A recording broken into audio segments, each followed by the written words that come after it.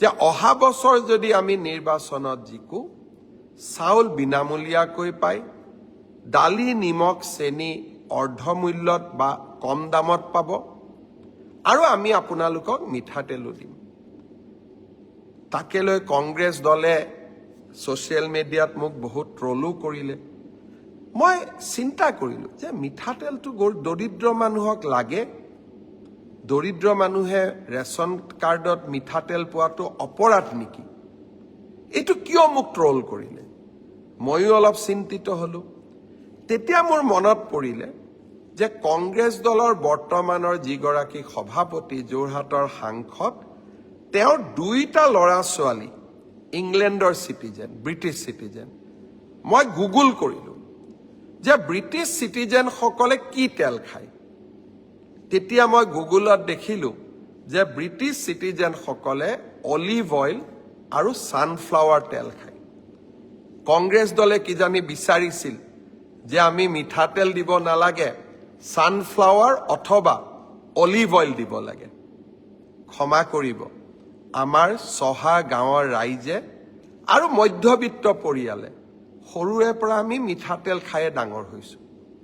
যেতিয়া আমাৰ জ্বৰ উঠে, মায়ে আমাক কয় যে ভৰি তলুৱাখনত অলপ মিঠাতেলেৰে মালিচ কৰি দে, ভাল পাবি। অৰ্থাৎ মিঠাতেল হ'ল আমাৰ মাতৃ আৰু সন্তানৰ মাজত থকা অভূতপূৰ্ব মৰমৰ আৰু এক উদাহৰণ। আপোনালোকেও মনত পেলাব, ঘৰত জ্বৰ হ'লে, পানী লাগিলে আপোনালোকৰ মায়ে কি কয়? মিঠাতেল গৰম কৰি ভৰিত মালিচ কৰি দিয়ে, জ্বৰটো কমি আহে। আমি মিঠাতেল খায়েই সৰুৰে পৰা ডাঙৰ হৈছোঁ।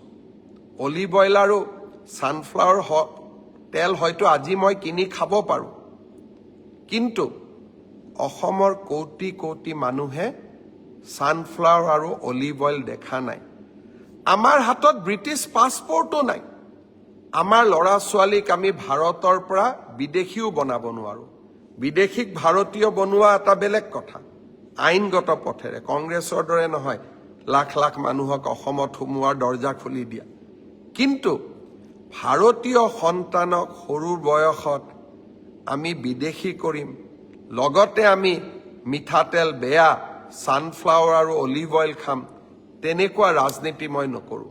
মই আকৌ এবাৰ প্ৰতিশ্ৰুতি দিছোঁ, এইবাৰ গেছ চিলিণ্ডাৰৰ দাম 250 টকা কমাম, কম দামত দালি দিম, নিমখ দিম, চেনি দিম, আৰু অহাবাৰ নিৰ্বাচনত জিকিলে কম দামত মিঠাতেলো দিম।